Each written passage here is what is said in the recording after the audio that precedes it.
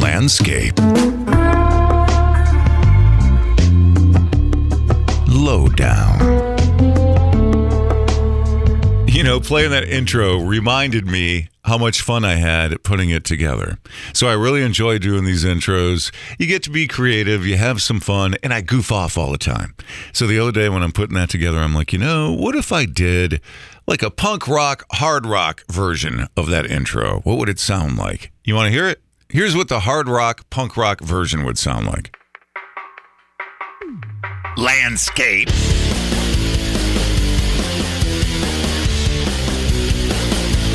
Lowdown.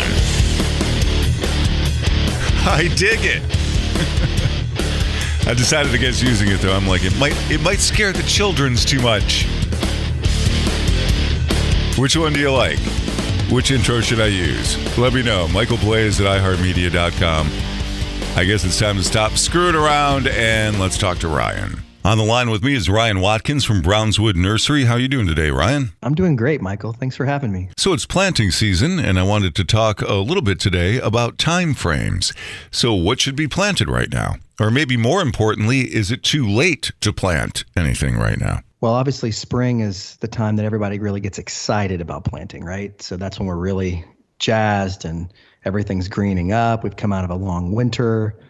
So everybody gets excited in spring to plant. And truthfully, in Charleston, we can plant almost anything year round. There's a few exceptions in the winter. We're watching out for some stuff. But spring is a great time. It's cooler still. We haven't hit the temperatures of summer.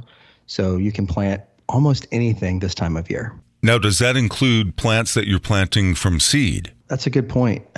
People who are doing like vegetable gardens, Clemson has some great information on their Home and Garden Information Center. You could check that out to kind of get like an idea of when things should be sown. They have sown dates. So some people start seeds indoors, right? And then they get a jump on the temperatures, and then they transplant those little baby plants out into their gardens, and then they kind of get a jump start on the season.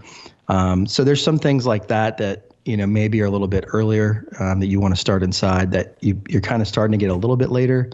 Some examples would be like, pumpkins. You might be starting to get towards the edge of that. I'd still maybe attempt it because I think it's still fun to try. And we never know when those frosts are going to come in the fall.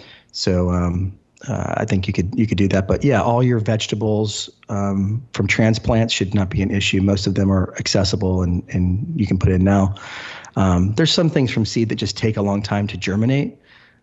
So you can look at the seed pack and kind of see, hey, this is a 45-day germination, and then maturity might be 120 days or, something long. Then you kind of have to go, okay, where am I going to be in the season at that point? Now, we were talking earlier about this essentially, I don't think it's been officially declared a drought, but we certainly haven't had any rain in quite a while, and that's got to be affecting the vegetation in your landscape, right? Yeah, absolutely. It's been a very dry April, I think, in history for quite some time. One of the drier ones is what I was told. And, irrigation is one of the biggest keys to success in a landscape. And some form of irrigation beyond you walking around with a hose. Obviously, if that's all you can do, that's better than nothing. But some form of automated irrigation. We love doing in-ground irrigation systems using a pop-up or a rotor for lawns. And then we do drip systems for the plants. So the plants love to be irrigated at the root level. So those little drip tubes that you've seen in landscapes really are effective for watering plants. And it's very efficient too. You use less water and the plants get their water right where they want it at the root level. The wind's not blowing it into your neighbor's yard and it's not evaporating. And it's just it's a great way to irrigate. But yeah, water is so important right now, particularly when you're installing new plant material. You've got to stay on the water. They'll let you know. Sometimes they'll just shrivel up and die. Well, how often should you be watering? The short answer is, of course, it depends. Depends on the variety of the plant, the size of the root ball. So we sell plants that are in little baby 4-inch pots all the way up to 65-gallon, 100-gallon, 14, 15-foot trees. So obviously one of those big trees is going to take a lot more water than a little 4-inch. So the main thing you're trying to do is to saturate the root ball, let it dry out, and then saturate it again. And so you're trying to give that plant enough moisture so that it can thoroughly uptake what it needs.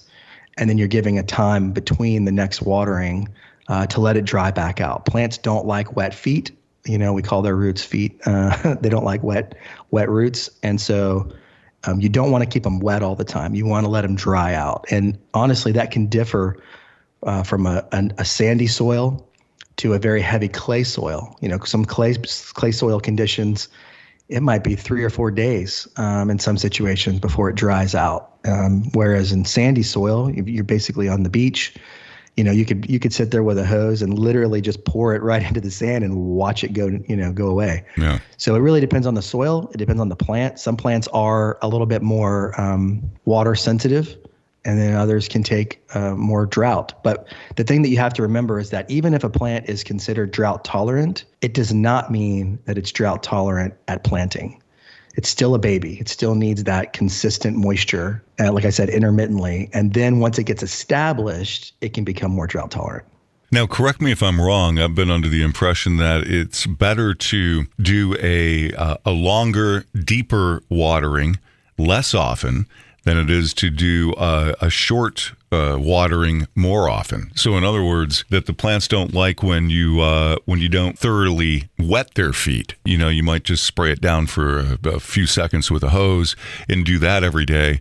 That it would be better to give it a deep watering, say every 2 days, rather than just a little bit of water every day. Is that along the lines of correct? I mean, it sounds like you read it from a book, Michael. That's perfect. People want to set the water every day, and they get into a real challenge because initially when you first plant the plant, you might need to water it every day. Here in the nurseries where we're growing these plants, we're watering every day. Sometimes we're watering twice a day because our plants are in black plastic pots above the ground. There's no soil to help maintain some of that moisture level. So it's running through the pot and it's going away. So the plant's used to being watered regularly. So what you have to do is kind of acclimate it from that to its new home in your yard, in your landscape. And then, like you said, you want to water it very thoroughly, saturate that root ball, and then let it dry back out. And again, some plants, if you read into their information, you'll see that they like more moisture. Like ferns, for example, they like to be moist. They don't want to completely dry out. So every plant has a nuance. They're like people. They all have their own characteristics and preferences. But as a rule of thumb, you're right. You want to thoroughly water, let it rest, and then check it. That's the thing, though. Don't do it automatically where you're doing it every day for an hour or whatever. What we like to say is water it thoroughly at planting, and then the next morning or the next day, stick your finger down into the root ball, not 2 foot out, but right where the root ball is, and get down to about your second knuckle. Get down in there. And if it's moist and there's no signs of wilt, skip a day. Go to the next day, do the same thing. Finger in the soil, check it. Is it moist? Yes, skip a day. Until it's dry, you can tell that there's moisture is lacking, or you see signs of wilt from the plant. And of course, that means the leaves are droopy. Not all plants show wilt the same way. So some plants are more rigid. Even if they're dying of thirst, you won't know it. Other plants are very fast to wilt because they're very herbaceous, meaning non-woody, and so they're staying upright because of the amount of water. And so once that water's gone, they just droop. Well, we still have a few minutes left, so I want to shift gears here real quick and talk about bamboo, because I was working out in my yard this weekend and I was cutting down some bamboo, and I knew that we were going to be talking this week, and I'm like, I have to bring this up to Ryan. Now, I planted it in the first place because I like the look, and it makes a great screen because it grows, pretty thick. It stays evergreen, and and it grows pretty fast. But you want to stay away from the running bamboo, right? You want clump bamboo. Right. So I wanted to get into the different kinds of bamboo, because if you're looking for a screen, especially now with all this construction around the low country, you see these subdivisions going in where they cut down all the trees, or there was no trees to begin with. And you're staring right at all your neighbors, right? Oh, so, yeah. Absolutely. so a great way to screen them out is bamboo, because, and I'll let you talk about it because you're more of an expert on it than I am, but it grows fast, grows tall, stays green all year, and in no time at all, you'll block those neighbors out. Or depending upon circumstances, block them from seeing what you're doing in your yard. 100%. So clump form bamboo is a non-invasive variety of bamboo. It's the only type of bamboo that we sell at Brownswood Nursery. So you can feel safe. Anytime I bring up the topic of bamboo, anyone who's had any experience with invasive bamboo, running bamboo, the second I suggest it in a design consultation or one of our designers are putting it on a landscape plan, you can see the customer's wheels are spinning. And right, because it's a nightmare. Like, no, and we're like, and we have to say it like over and over again. Okay, it's okay. It's clump form bamboo. It's not invasive bamboo. And the big difference is invasive bamboo can run, 6 feet at a time. So like you can have a plant and then it can send a 6-foot shoot out and then like under the ground and then pop up. And then it can send another 6-foot shoot out. So you're moving, you can be moving dozens of feet in a very short amount of time. Clump form bamboo typically clumps 2 to 4 inches per year. So you're talking about inches. It's a wonderful plant. It's excellent for screening. And we carry 3 main varieties. The first one, that's kind of the smaller one, is called Golden Goddess. Golden Goddess gets about 15 foot approximately. And then the second one is called Alphonse Carr. That's Karr. And Alphonse Carr gets between 20 and 30 feet. And it's pretty cool, Michael, because it has a variegated cane. So it has kind of a golden cane with a green pinstripe. It's pretty attractive, very tropical. I've got some of that. Yeah, it is very attractive. Yep. Yeah, it's really pretty. And then the third option that we typically carry is called graceful bamboo. And graceful gets 30 to 40 feet high and is a beautiful green. So if you don't like the variegation, some people don't like variegated plants or they don't like gold or yellow. The graceful is a nice green, and the stems are really nice, and it's very fast. So like you said, Alphonse Carr and graceful bamboo, Michael, if you plant it, say you buy a plant that's about 4 to 5 foot high, it can triple in height vertically in 3 years under the right conditions. So you can go from 5 foot to 15 foot in 3 years, and have this beautiful, thick, tropical, grassy screen. And basically nothing that we grow or sell at Brownswood can do anything like that. So it really does have a very unique place. If you need screening and you like tropical, it's a gorgeous look. We use it a lot. Well, we're just about out of time, but I appreciate the information today, as always, Ryan. If people want to get a hold of you, how can they do that? Yeah, the easiest way would be our website, which is brownswoodnursery.com. Of course, you could call us at 843-559-3425.